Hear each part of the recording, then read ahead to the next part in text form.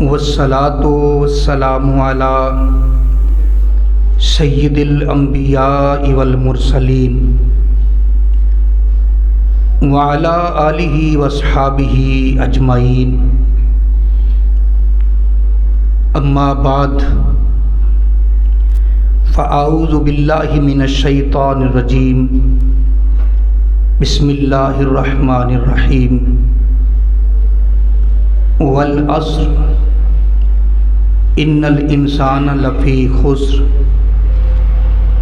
الا الذین آمنوا وعملوا الصالحات وتواصوا بالحق وتواصوا بالصبر۔ قال اللہ تبارک و تعالی فی مقام آخر ان الشرک لظلم عظیم، صدق اللہ مولانا العظیم۔ الصلاۃ والسلام علیک یا رسول اللہ وعلی آلک واصحابک یا سیدی یا حبیب اللہ۔ الصلاۃ والسلام علیک یا شفیع المذنبین وعلی آلک واصحابک یا راحت العاشقین۔ گرامی قدر معزز سامعین، حاضرین و ناظرین حضرات، السلام علیکم ورحمۃ اللہ وبرکاتہ۔ آج ہم ایک نیا مضمون شروع کر رہے ہیں۔ وہ مضمون ہے عقیدہ۔ چند بنیادی باتیں پہلے سن لیں۔ آدمی کا اگر عقیدہ ٹھیک نہ ہو تو نماز فائدہ نہیں دیتی، عقیدہ ٹھیک نہ ہو تو کوئی نیکی اس کو فائدہ نہیں دیتی۔ بنیاد عقیدہ ہے، عمل کی بنیاد عقیدے پر ہے۔ اس لیے یہ عقیدہ جو ہے یہ بڑا نازک مسئلہ ہے۔ عقیدہ ٹھیک نہ ہوا تو کوئی عمل تمہیں فائدہ نہیں دے گا۔ دنیا میں تو اس کا فائدہ ہو جائے گا لیکن آخرت میں کوئی فائدہ نہیں۔ اس کی میں مثال دیتا ہوں۔ مرزائی جو ہے قادیانی، یہ جو قادیانی ہے یہ تمام مسالک کے نزدیک کافر ہیں۔ اگر آپ کا کبھی جانا وہاں اتفاق ہو ربوے میں تو وہاں جا کر دیکھیں، ان کا اخلاق بہت اچھا ہے۔ ہم لوگ اگر ان کے پاس جائیں تو ان کا اخلاق اتنا اچھا ہے، آدمی سمجھتا ہے کہ اصل مسلمان تو یہ ہیں۔ اخلاق، میزبانی اور پھر دیانتداری، پھر وہاں بڑے اعلیٰ قسم کے ہسپتال بنے ہوئے ہیں، ڈاکٹر بڑے اعلیٰ قسم کے ہیں، وہ 2 نمبر دوائی نہیں لکھتے، 2 نمبر دوائی نہیں لکھتے۔ مریض کے ٹیسٹ ان بڑے سستے ہیں یہاں کے مقابلے میں۔ اسی لیے ہمارے کئی لوگ وہاں ربوے جا کر اپنا علاج کرواتے ہیں،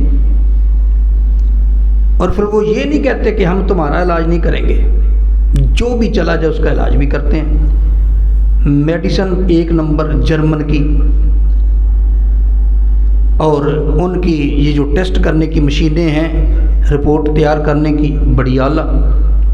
ہمارے وہاں وہ پائی نہیں جاتی۔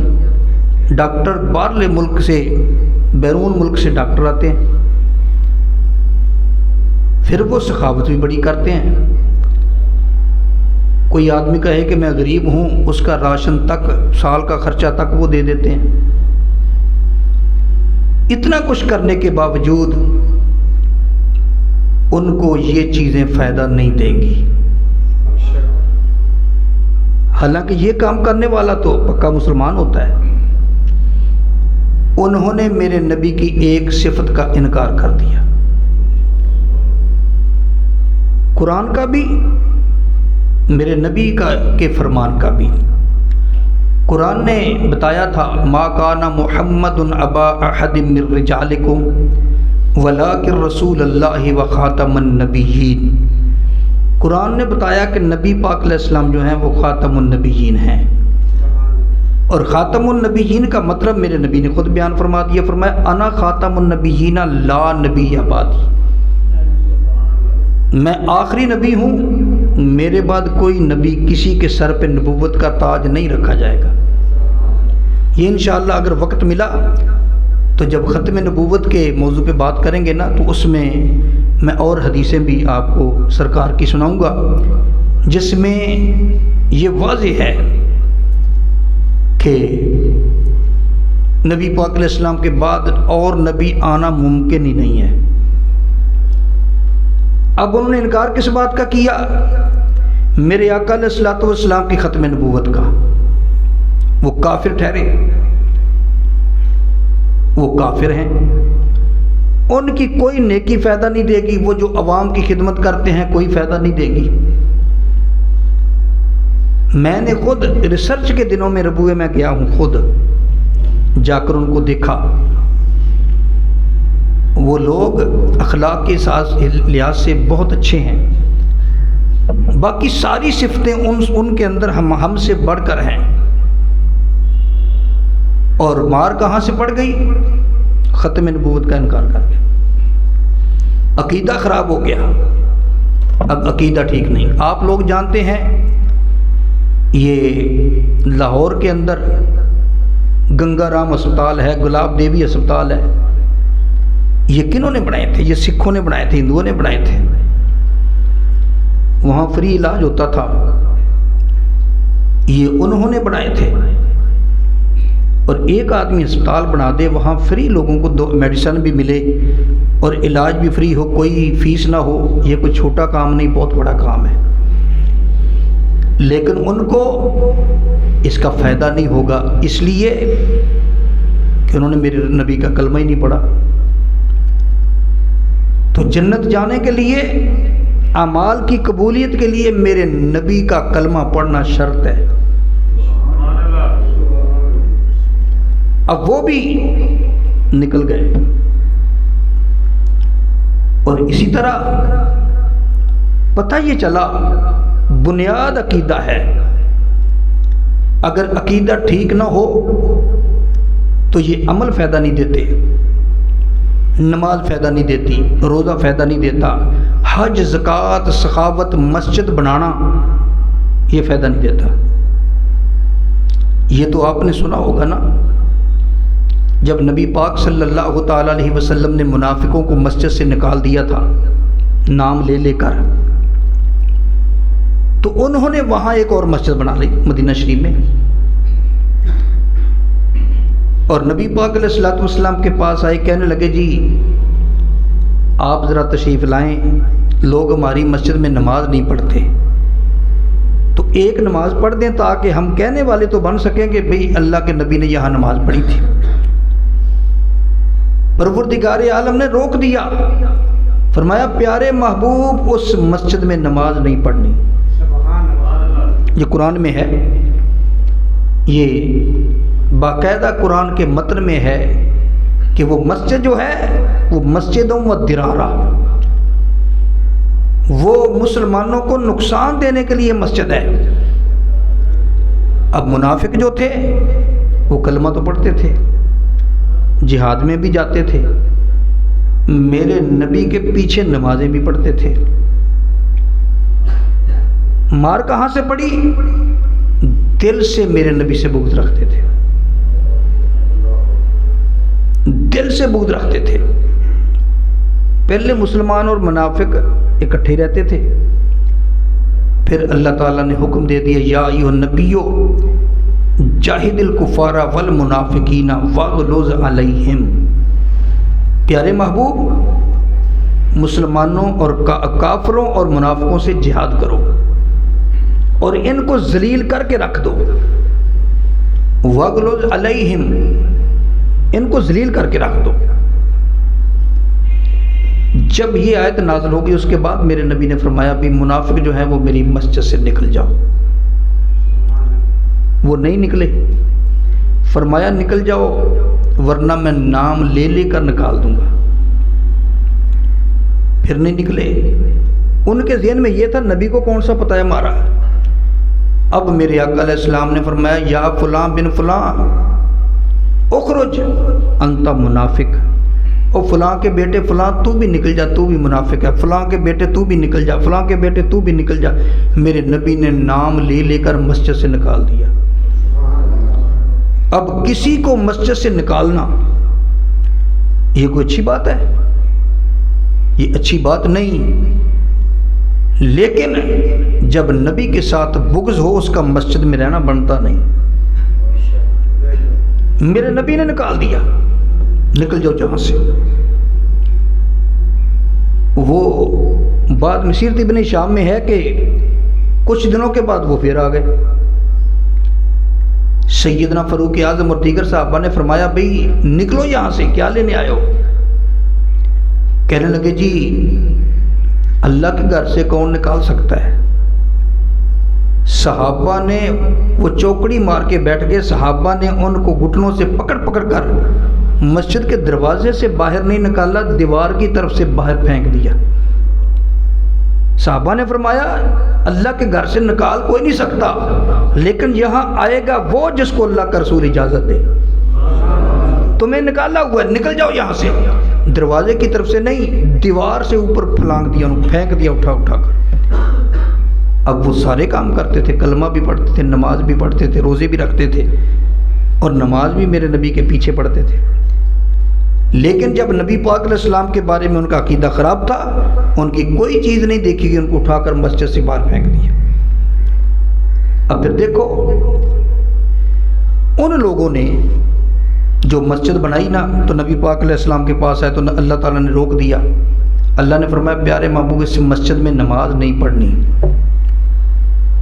تو میرے آقا علیہ السلام نے نماز تو نہیں پڑھی، ساتھ صحابہ کو فرمایا اس مسجد کو گرا دو، گرا دو اس مسجد کو۔ صحابہ کرام گئے اور اس مسجد کو گرا دیا۔ اب مسجد بنانا اچھا کام ہے یا گرانا اچھا کام ہے؟ بنانا۔ اللہ کے نبی نے فرمایا، مسلم شریف اور مشکات شریف کی حدیث ہے، من بنا للہ مسجدا بن اللہ لہ بیتا فی الجنہ، جو اللہ کے لیے مسجد بناتا ہے نا، اللہ جنت میں اس کا گھر بناتا ہے۔ اب انہوں نے مسجد بنائی تھی، بڑا ثواب کا کام تھا، لیکن اللہ کے نبی نے فرمایا اس مسجد کو گرا دو۔ حالانکہ بنانے والے اچھے لوگ ہوتے ہیں، گرانے والے لوگ اچھے نہیں ہوتے، لیکن جب گرانے والوں میں ابو بکر صدیق بھی ہوں، عمر فاروق بھی ہوں، عثمان غنی بھی ہوں، حیدر قرار بھی ہوں، جب گرانے والوں میں صحابہ کرام ہوں تو پھر گرانے والے اچھے ہوتے ہیں، کیونکہ صحابہ اپنی مرضی سے تو نہیں گرانے گئے، اللہ کے نبی کے حکم پر گئے۔ تو پتہ چلا مسجد بھی وہ مسجد ہے جو میرے نبی کے تابع رہ کر بنے۔ میرے نبی کی مخالفت میں جو مسجد بنے، میرے نبی نے اس کو مسجد ہی نہیں مانا، وہ مسجد نہیں ہے۔ تو بہرحال پتہ یہ چلا بنیاد عقیدہ ہے۔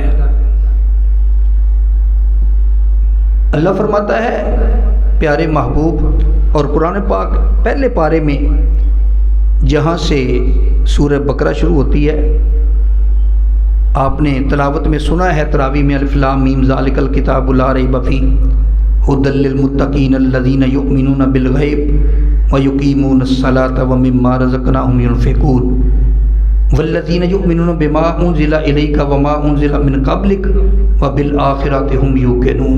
بس اتنی آیتوں میں مومنوں کی شان ہے۔ اور ان الذین کفروا سواء علیہم انذرتہم ام لم تنذرہم لا یؤمنون ختم اللہ علی قلوبہم وعلی سمعہم وعلی ابصارہم غشاوہ ولہم عذاب عظیم۔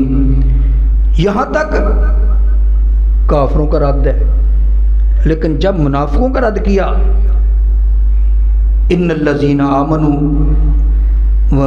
کچھ لوگ آپ کو آ کر کہتے ہیں کہ ہم اللہ پر ایمان لائے و آخرت پر ایمان لائے، حالانکہ وہ اللہ پر ایمان نہیں لائے، آخرت پر ایمان نہیں لائے، وہ مومن نہیں ہے۔ جب منافقوں کا رد کیا تو 13 آیتیں ہیں، اس کا مطلب یہ ہوا ایک ہوتا ہے مسلمان، ایک ہوتا ہے کافر، ایک ہوتا ہے منافق۔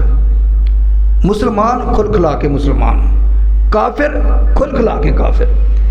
اور جو منافق ہوتا ہے نہ وہ اپنا مسلمان ہوتا ہے اور نہ وہ کافر کہلواتا ہے، وہ درمیان میں ہوتا ہے۔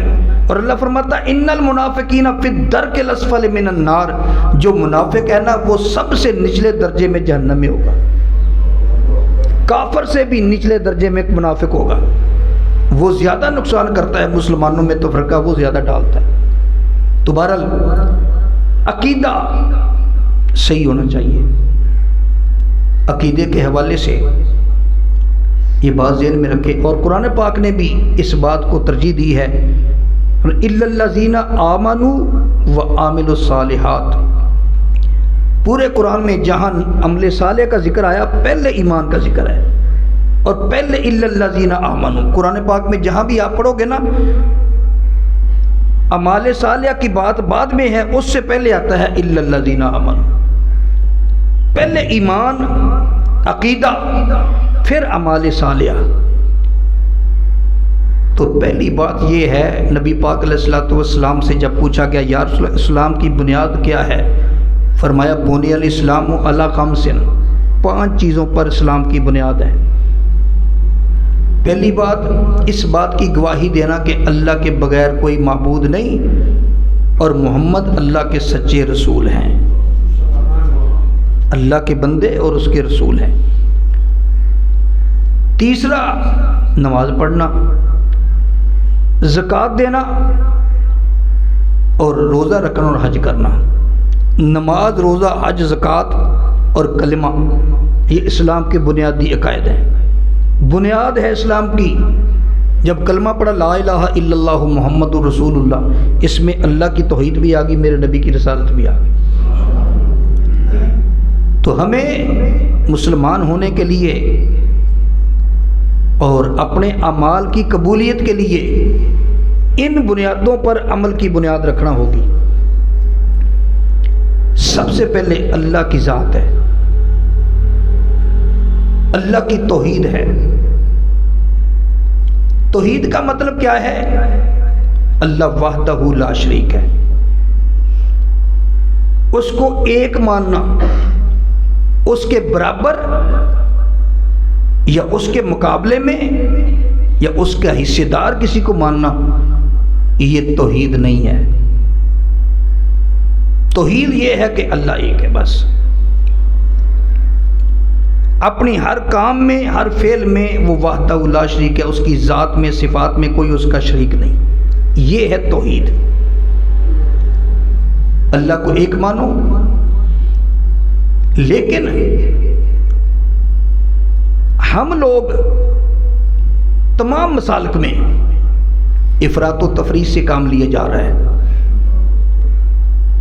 توحید کا یہ مطلب تو ہے کہ اللہ کو ایک مانو، اللہ کو الہ مانو، اللہ کو معبود مانو، لیکن توحید کا یہ مطلب نہیں کہ اللہ کو ماننا ہے اور کسی کو ماننا ہی نہیں، یہ توحید کا مطلب نہیں۔ کچھ لوگوں نے توحید کا یہ مطلب نکالا، وہ جی بس اللہ کو ماننا ہے، کسی اور کو نہیں ماننا، کتابوں میں لکھ دیا اللہ کو مان، کسی اور کو مت مان،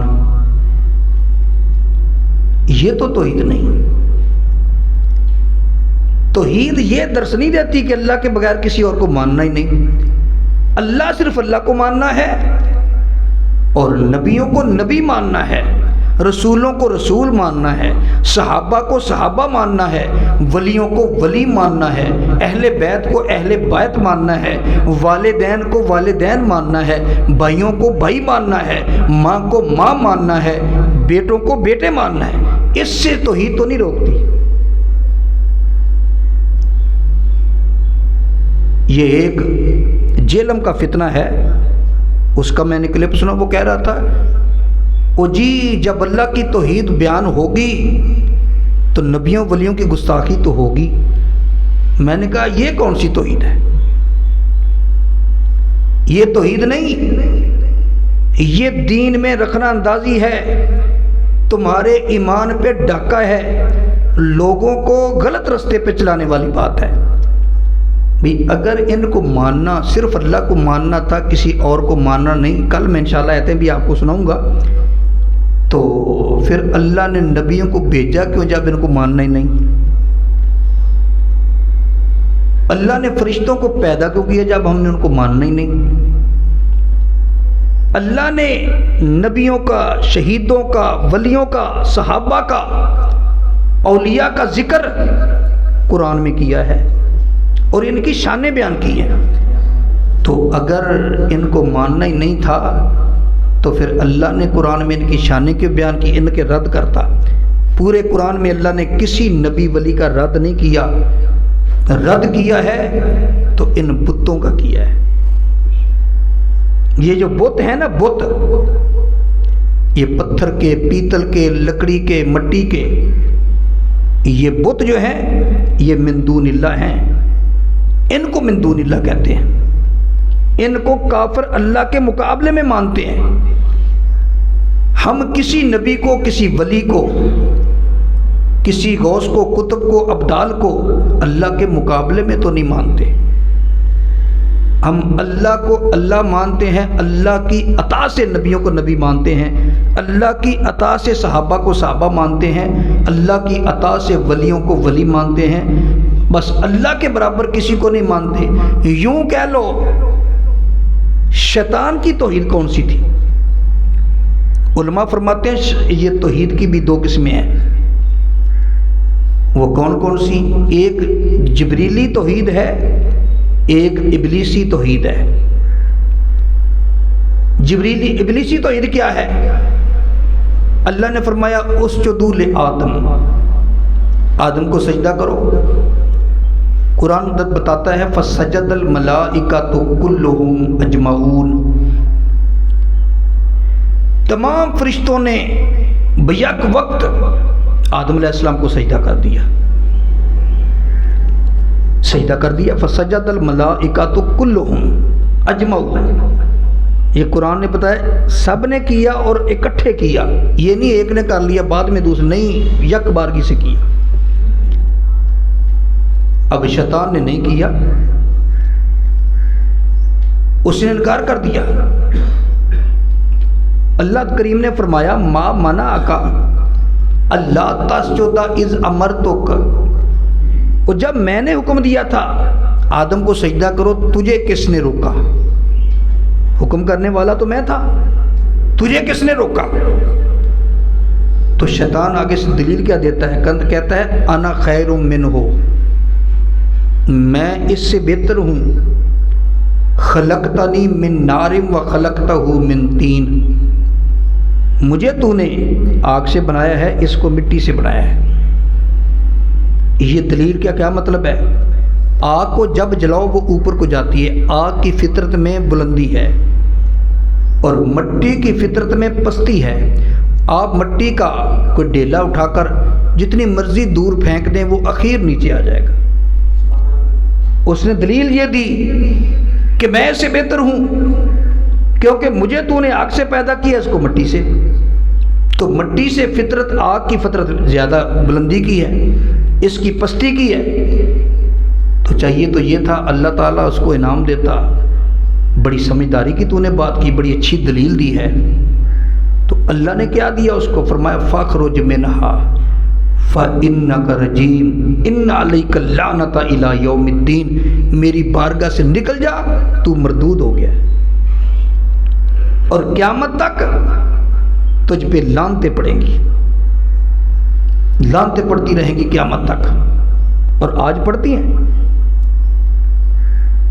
جو بھی آدمی قرآن پڑھنے لگتا ہے تو اعوذ باللہ من الشیطان الرجیم پڑھتا ہے، شیطان لعین کے مقابلے میں اللہ کی پناہ مانگتا ہے، یا اللہ میں تیری پناہ مانگتا ہوں شیطان مردود کے شر سے۔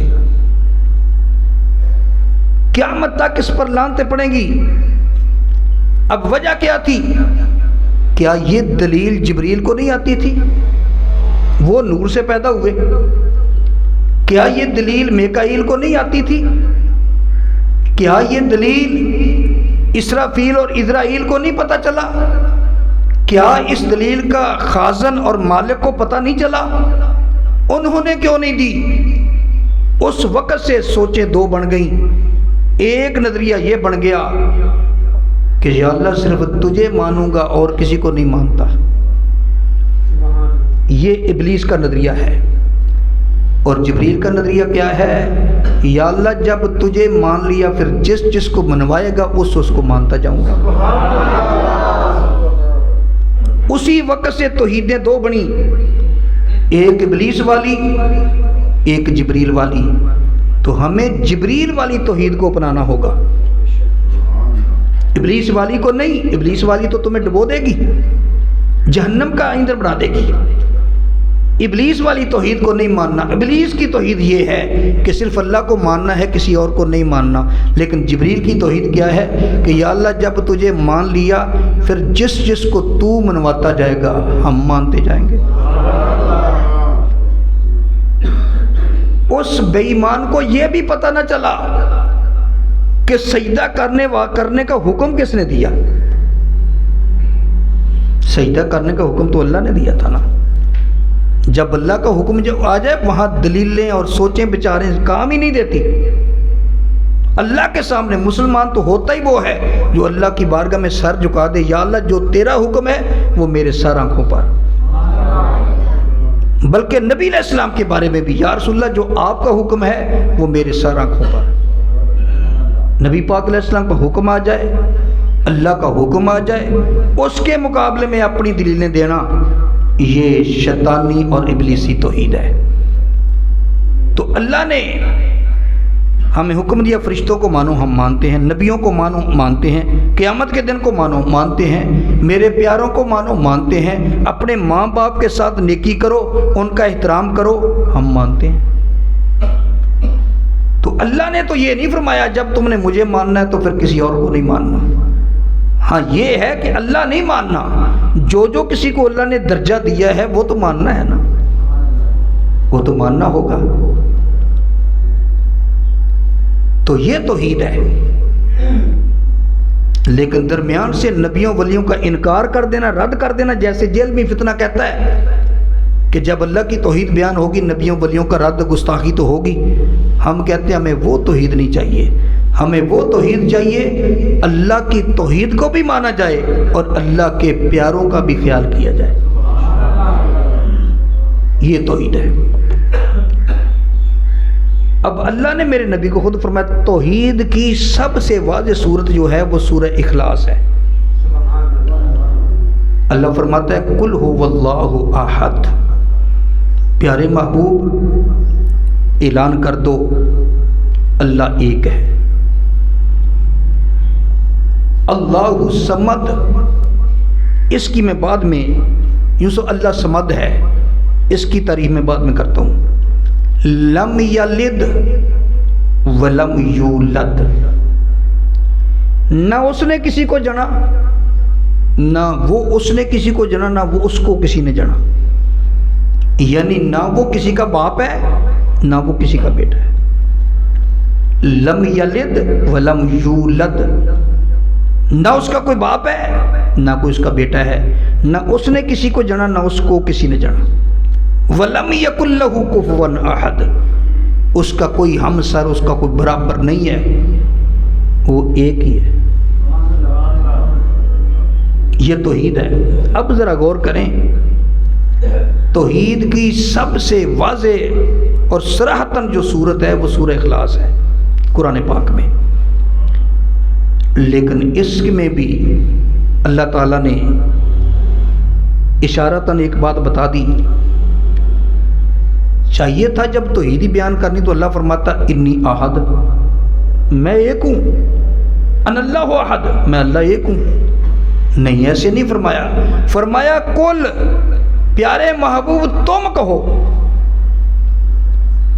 پیارے محبوب تم کہو کہ اللہ ایک ہے، تم کہو اللہ ایک ہے، قل ہو واللہ احد، محبوب تم کہو کہ اللہ ایک ہے۔ اللہ نے بتا دیا میری توحید کو ماننے والوں، میری توحید بھی تم تک ڈائریکٹ نہیں پہنچی، میری توحید بھی تم تک پہنچی ہے تو میرے مصطفیٰ کے ذریعے پہنچی. درمیان سے اگر میرے مصطفیٰ کو نکال دو گے تمہاری توحید ہی قبول نہیں. توحید کب قبول ہوگی؟ جب تم کہو گے قل هو اللہ احد. محبوب کے کہنے پر ہم نے توحید کو مانا ہے. اللہ نے اعلان کروایا. کسی نے اس کا ترجمہ اپنی زبان میں یوں کیا کہ کل کہہ کے اپنی بات بھی منہ سے تیرے سنی. کل کہہ کے اپنی بات بھی منہ سے تیرے سنی. کتنی ہے تیری گفتگو اللہ کو پسند. یا رسول اللہ کتنی ہے تیری گفتگو اللہ کو پسند.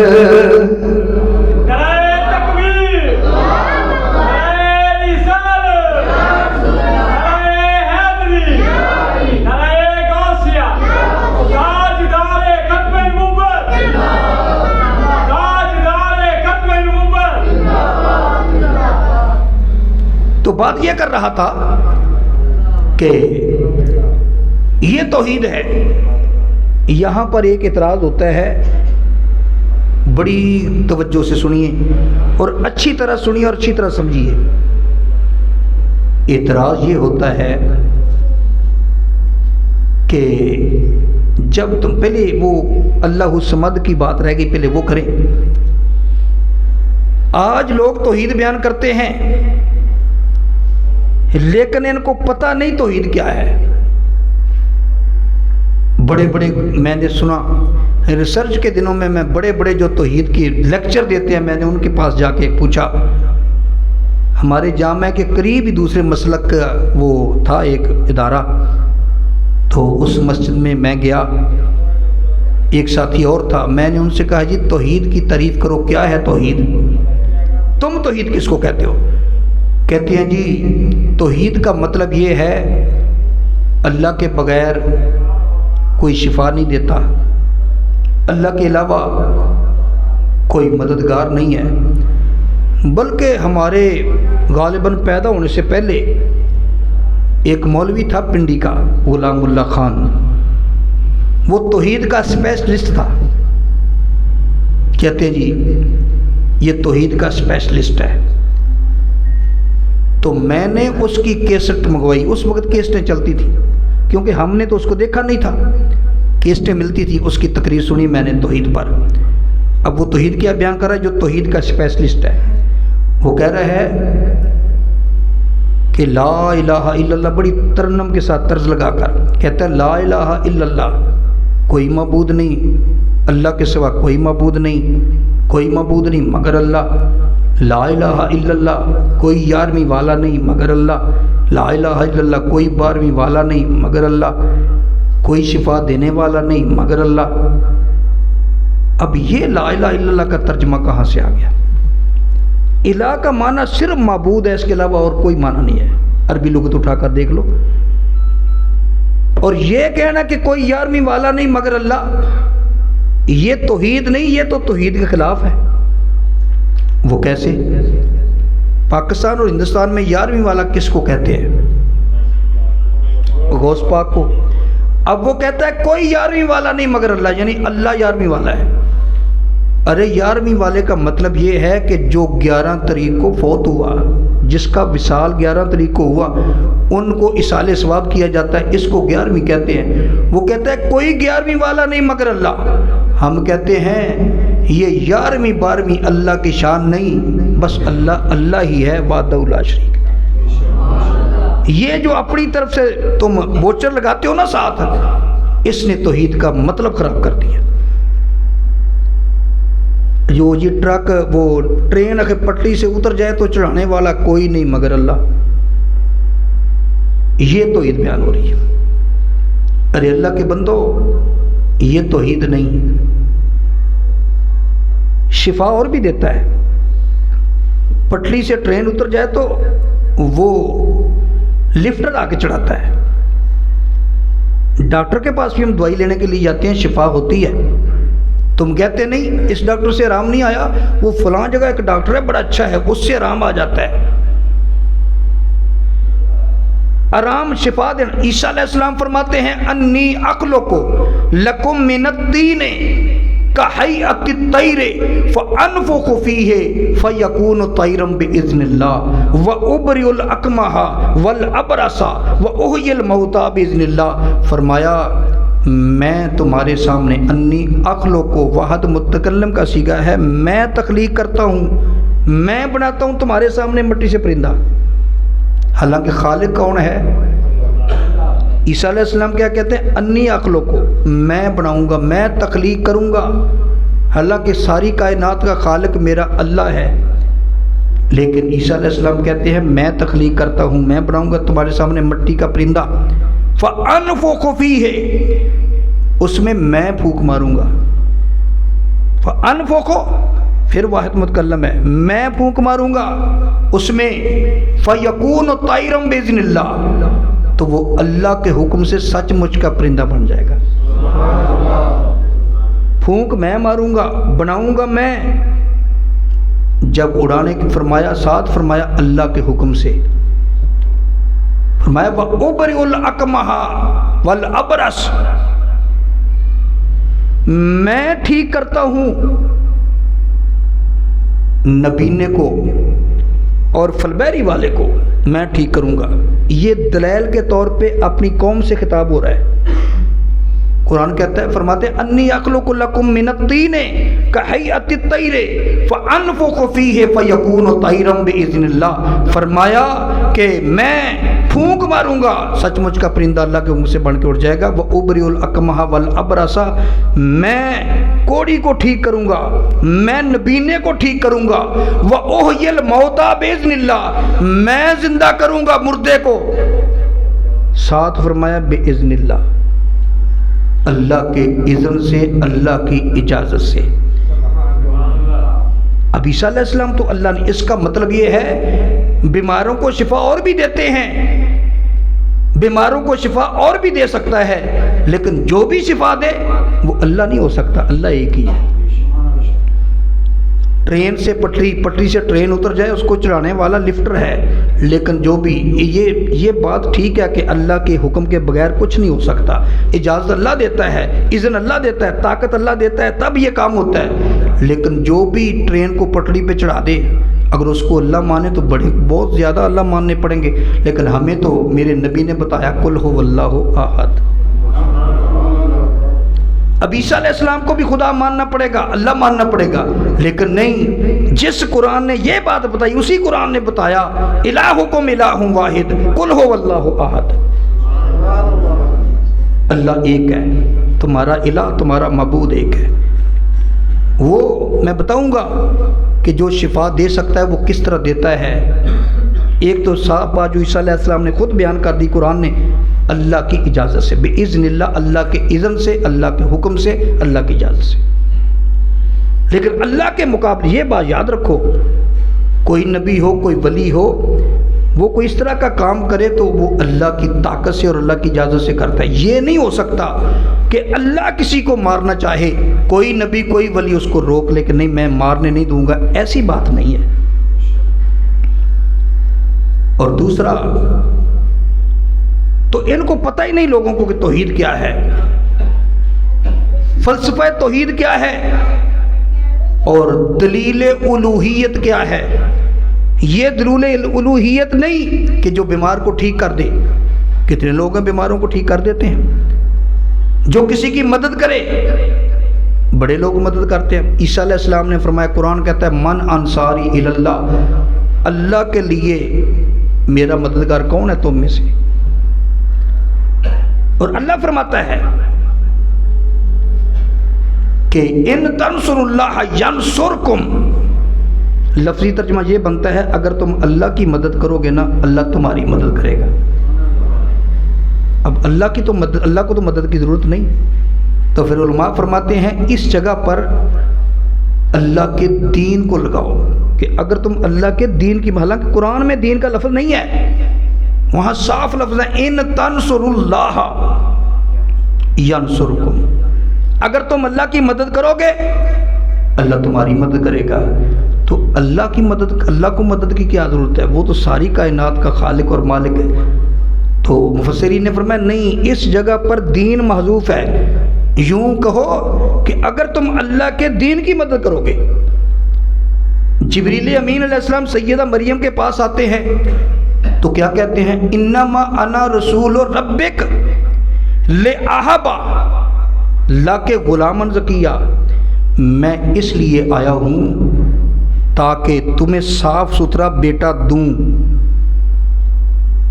ترجمہ یہ بنتا ہے لأہب واحد متکلم کا صیغہ ہے، میں اس لیے آیا ہوں لأہب، میں دوں صاف ستھرا بیٹا۔ اب جبریل تو نہیں دے سکتے، دیتا تو اللہ ہے۔ اللہ ہی جس کو چاہے بیٹی دے، جس کو چاہے بیٹا دے، جبریل تو نہیں دیتے۔ لیکن جبریل کہہ رہے ہیں کہ میں تجھے بیٹا دوں۔ تو یہاں کیا ہے؟ لوگ کہتے ہیں جی اصل میں جبریل چونکہ خوشخبری دینے آئے تھے نا، اصل مطلب یہ ہے کہ میں تمہیں بیٹے کی خوشخبری دینے آیا ہوں۔ حالانکہ وہاں خوشخبری کے لفظ نہیں ہیں قرآن میں، وہاں صاف لفظ لے آہب لک غلاما زکیہ، تاکہ میں تجھے صاف ستھرا بیٹا دوں۔ تو پھر اس کا مطلب کیا ہوا؟ اس کا مطلب ہے کہ حقیقت اور مجاز کو ماننا ہوتا ہے۔ جو لوگ علم معنی پڑھتے ہیں وہ جانتے ہیں ایک ہوتا ہے حقیقت، ایک ہوتا ہے مجاز۔ جب کام کی نسبت فاعل حقیقی کی طرف کر دی جائے تو وہ حقیقت ہوتا ہے، جب مجازی کی طرف کر دی جائے تو وہ مجاز ہے۔ یعنی درمیان میں جو وسیلہ پڑا اگر اس کی طرف کر دی جائے نسبت تو وہ مجاز ہے، اگر اصل کی طرف کر دی جائے وہ حقیقت ہوتی ہے۔ جس طرح کہ یوں سمجھو، اس کی مثال بھی دی جاتی ہے، مختصر المانی میں ہے انبت الربیع البقلہ، موسم نے فصل اگائی۔ اب موسم تو فصل نہیں اگا سکتا، اور قرآن میں ہے کہ انبتت سبع سنابلہ، تم نے ایک دانہ بویا تو اس نے 7 بالیاں اگائیں۔ کس نے؟ دانے نے۔ اب قرآن ہے انبتت سبع سنابلہ فی کل سنبلۃ مئۃ حبہ، ہر بالی میں 100 دانہ ہے۔ اللہ فرماتا تم نے ایک دانہ زمین میں بویا، اس نے 7 بالیاں اگائیں۔ اللہ نے نہیں، دانے نے، قرآن کہتا ہے۔ اب دانہ تو اگا نہیں سکتا، اب چونکہ دانے کے ذریعے وہ 7 بالیاں ہوگی، اس کی نسبت جب دانے کی طرف ہوئی تو یہ مجاز ہے، جب حقیقت اللہ کی طرف ہوئی تو یہ حقیقت ہے۔ قرآن حقیقت اور مجاز میں سے بھرا ہوا ہے۔ اگر ہم حقیقت اور مجاز کا فرق نہ کریں تو ہم پھر کدھر جائیں گے؟ پھر تو پورا قرآن ہی کہاں سے تم انکار کرو گے، جبکہ قرآن کے ایک لفظ کا انکار کرنا بھی کفر ہے، کفر ہے۔ انکار بھی نہیں کرنا، ماننا بھی ہے۔ اب کیسے مانے؟ تو پھر اس لیے حقیقت اور مجاز درمیان میں آئے گا۔ جب کہیں گے ڈاکٹر نے شفا دی تو اس کا مطلب یہ ہے مجازی طور پر نسبت ڈاکٹر کی طرف ہے۔ ڈاکٹر نے شفا دی، کیا مطلب؟ سبب یہ ڈاکٹر بنا ہے، دوائی اس نے دی، میڈیسن اس نے دی، لیکن شفا دینے والا اللہ ہے۔ جب کہیں گے اللہ نے شفا دی تو وہ بھی ٹھیک ہے۔ ایک آدمی کہتا ہے جی مجھے اللہ نے شفا دی، حالانکہ دوائی تو ڈاکٹر نے دی تھی، اب ڈاکٹر اللہ بن گیا؟ نہیں۔ جب کہیں گے ڈاکٹر نے شفا دی تو یہ مجاز ہے، جب کہیں گے اللہ نے شفا دی تو یہ حقیقت ہے۔ بس یہ سمجھنے کی کوشش کرو۔ تو اس لیے یہ کہنا جو شفا دے دے وہ اللہ ہوتا ہے، جو مدد کر دے وہ اللہ ہوتا ہے، جو بیمار کو ٹھیک کر دے وہ اللہ ہوتا ہے، جو مشکل حل کر دے وہ اللہ ہوتا ہے، جو مصیبت میں کام آ جائے وہ اللہ ہوتا ہے، نہیں، یہ مجازی طور پہ تو پھر کتنے لوگوں کو اللہ ماننا پڑے گا۔ لیکن ہمارا عقیدہ یہ ہے کہ اللہ صرف ایک ہے۔ پھر دلیل الوہیت کیا ہے؟ اسی صورت میں پڑھو اللہ الصمد، بس یہ دلیل الوہیت ہے کہ اللہ بے نیاز ہے۔ کیا مطلب؟ وہ کبھی بھی کسی وقت بھی کسی کا محتاج نہیں ہو سکتا۔ بس سب سے بڑی دلیل الوہیت یہ ہے کہ جو کبھی بھی کسی وقت بھی خواہ ایک سیکنڈ کے لیے بھی کسی کا محتاج ہو وہ اللہ نہیں ہوتا۔ اللہ وہ ہے جو کسی کام میں کبھی بھی کسی کا نہ محتاج ہے نہ ہو سکتا ہے۔ جب یہ فرق کر دیں گے پھر توحید کی سمجھ آ جائے گی کہ مثال کے طور پہ سب سے زیادہ شان اللہ نے میرے نبی کو دی ہے، لیکن وہ الہ نہیں ہو سکتے، اللہ نہیں ہو سکتے۔ کیوں؟ کہ اللہ کو، ان کو اللہ کیوں نہیں مانتے؟ وہ تو ہر گھڑی، ہر منٹ، ہر سیکنڈ اپنے اللہ کے محتاج ہے، اور میرا اللہ کسی کا محتاج نہیں۔ کوئی نبی، کوئی ولی، غوث پاک کو ہم اللہ کے برابر نہیں مان سکتے، اس لیے کہ وہ تو اللہ کے بھی محتاج ہیں، میرے نبی کے بھی محتاج ہیں۔ اگر میرے نبی کا کلمہ نہ پڑھتے تو وہ مومن ہی نہ ہوتے، ولایت تو بڑی دور کی بات ہے۔ پہلے کلمہ پڑھا، پھر اللہ کی عبادت کی، اللہ نے مقام دے دیا۔ تو پوری کائنات میں، جنوں میں، فرشتوں میں، حوروں میں، غلمان میں، جنت میں، ساتوں آسمانوں پر جتنی مخلوق ہے، 1,24,000 نبیوں میں سے کوئی ایسا نہیں جو اللہ کا محتاج نہ ہو۔ تو پھر یہ اللہ کیسے ہو سکتے ہیں؟ یہ اللہ کے برابر کیسے ہو سکتے ہیں؟ یہ اللہ کے شریک کیسے ہو سکتے ہیں؟ یہ ہر گھڑی، ہر منٹ، ہر سیکنڈ، ہر کام میں اپنے اللہ کے محتاج ہے، اور میرا اللہ کسی کے لیے بھی کسی کا محتاج نہیں۔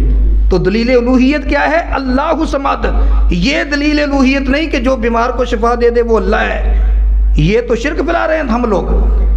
بس دلیل الوہیت یہ ہے کہ جو کبھی بھی کسی کا محتاج نہ ہو۔ اب ہم کہیں ڈاکٹر نے شفا دی، ہاں ٹھیک ہے دی ہے اس نے شفا، لیکن وہ ڈاکٹر بھی میرے اللہ کا محتاج ہے۔ تو جو محتاج ہو نہ وہ اللہ ہو سکتا ہے نہ اللہ کا شریک ہو سکتا ہے۔ تو کائنات میں کسی کے بارے میں تم یہ نہیں کہہ سکتے وہ کسی کا محتاج نہیں، صرف ایک ذات ہے اللہ کی جو کبھی بھی کسی کا محتاج نہیں۔ تو یہ توحید ہے، اس کو توحید کہتے ہیں۔ اس میں ایک بات کرتا جاؤں کہ ٹائم تو تھوڑا سا زیادہ ہو گیا، لیکن ایک بات رہ گئی اس میں، وہ کر کے میں اپنی بات کو ختم کر دیتا ہوں کہ ایک اعتراض ہم پہ ہوتا ہے کہ جی تم قل ہو اللہ کو نہیں مانتے۔ کیسے نہیں مانتے؟ اللہ فرماتا ہے لم یلد ولم یولد، اس کو کسی نے نہیں جانا، اس نے کسی کو نہیں جانا۔ تم کہتے ہو نور من نور اللہ، اللہ کے نور میں سے نور، تو یہ توحید کے منافی ہے۔ یہ بالکل ٹھیک ہے۔ اگر یہ کہا جائے کہ نبی پاک علیہ السلام اللہ کے نور میں سے نور ہیں تو یہ توحید کے منافی ہے اور عین شرک ہے۔ یہ بات ذہن میں رہے۔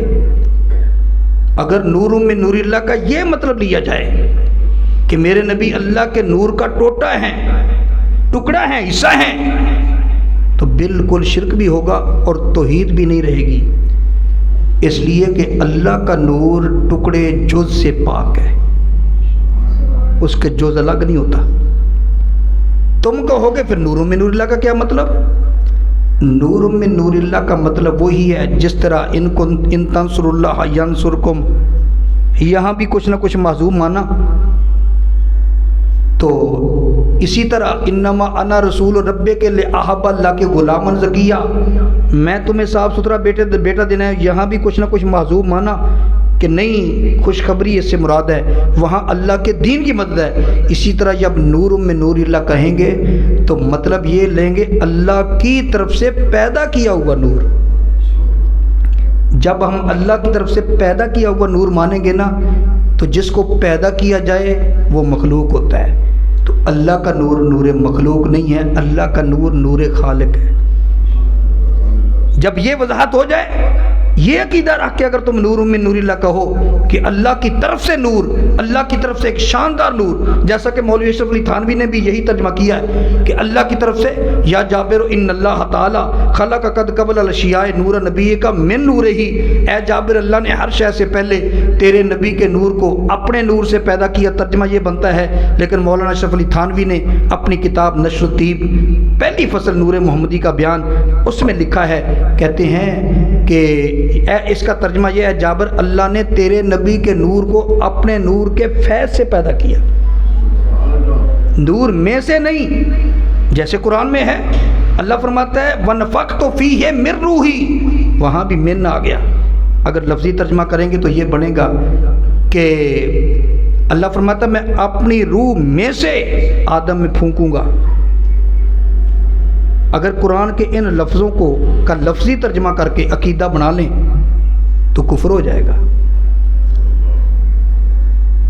اگر یہاں بھی من آتا ہے جیسے نور من نور اللہ، یہاں بھی وَنَفَخْتُ فِيهِ مِن رُوحِي، میں اپنی روح میں سے پھونکوں گا، تو کیا مطلب اللہ نے اپنے جسم میں سے ٹکڑا نکال کر اس میں ڈال دیا؟ اللہ تو مجسم ہے ہی نہیں، اللہ ان چیزوں سے پاک ہے۔ وہاں کیا ترجمہ ہے من کا؟ جو ترجمہ وہاں کرو گے وہی نور من نور اللہ کا کریں گے۔ وہاں وَنَفَخْتُ فِيهِ مِن رُوحِي کا ترجمہ کیا ہے؟ اللہ نے اپنی طرف سے ایک شاندار روح پھونکی۔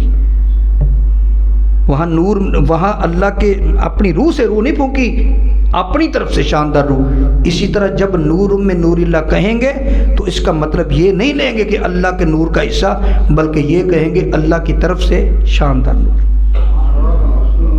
ہم نبی علیہ السلام کو اللہ کا پیدا کیا ہوا نور مانتے ہیں، اللہ کے نور کا حصہ نہیں مانتے، اور یہی عقیدہ سب کا ہے۔ علماء دیوبند بھی یہ کہتے ہیں، علماء اہل حدیث میں سے مولانا ثناء اللہ مرسلی، ان کا فتاویٰ ثنائیہ اٹھاؤ، انہوں نے لکھا ہوا ہے کہ نبی پاک علیہ السلام اللہ کے پیدا کیے ہوئے نور ہیں۔ نبی پاک علیہ السلام اللہ کے پیدا کیے ہوئے نور ہیں۔ ہم بھی کہتے ہیں اللہ کے پیدا کیے ہوئے نور ہیں، جو بندی بھی کہتے ہیں اللہ کے پیدا کیے ہوئے نور ہیں۔ جب سب اس بات پہ متفق ہیں تو پھر جھگڑا کس بات کا؟ جھگڑا جوہلا نے ڈال دیا، بات کی وضاحت نہیں کرتے، ٹوٹوں میں بات کرتے ہیں، ٹکڑوں میں بات کرتے ہیں، آدھی ادھر سے کر لی، آدھی ادھر سے کر لی، سنا کے کر لی۔ ہر مسلک میں واعظین ہیں جن کو عقیدے کا پتہ نہیں، جو دل میں آیا وہ بیان کر دیا، تو تب پر پرابلم بنتی ہے۔ اگر صحیح معنوں میں سمجھا جائے تو یہ ایسا مسئلہ ہے اس میں کسی کا بھی اختلاف نہیں۔ علماء دیوبند بھی یہ مانتے ہیں کہ نبی علیہ السلام اللہ کے پیدا کیے ہوئے نور ہیں۔ علماء اہل حدیث بھی مانتے ہیں کہ نبی پاک علیہ السلام اللہ کے پیدا کیے ہوئے نور ہیں۔ تو ہم بھی کہتے ہیں نبی علیہ السلام اللہ کے نور کا ٹکڑا نہیں، اللہ کے پیدا کیے ہوئے نور ہیں۔ تو پھر جھگڑا کس بات کا؟ اختلاف ڈال دیا لوگوں نے اپنا پیٹ آگے رکھ کر، ان کی روٹی نہیں چلتی اگر سیدھا مسئلہ بیان کر دیں تو۔ جب صاحب مسئلہ بیان کر دیں تو ان کی روٹی نہیں چلتی۔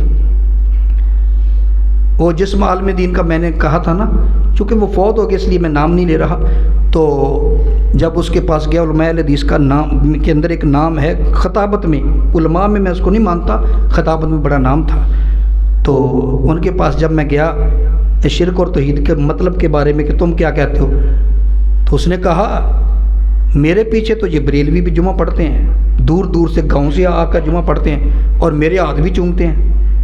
میں نے کہا یہ ہاتھ چومنا شرک تو نہیں؟ کہتا نہیں یہ تو تعظیم ہے۔ میں نے کہا یہ ممبر پہ بھی بیان کرو۔ کہنے لگے اب تم مجھے مسجد سے نکال کر ہی جاؤ گے، ہر بات سٹیج پہ کرنے، ممبر رسول پہ بیٹھا ہوں، روزے سے بیٹھا ہوں۔ کہنے لگے اب تیری کیا مرضی کہ مجھے مسجد والے نکال ہی دیں، ہر بات ممبر پہ نہیں ہوتی۔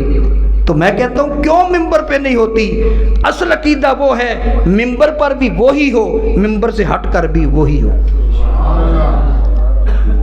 یہ کیا ہوا کہ کتابوں میں عقیدہ ہو ممبر پہ آ کے اور ہو، ممبر سے اتر کر نہیں یہ نہیں۔ ہم کہتے ہیں ہمیں کوئی پوچھے نبی علیہ السلام کے بارے میں عقیدہ کیا رکھو گے، ہم کہتے ہیں نبی علیہ السلام اللہ کے پیدا کیے ہوئے نور ہیں۔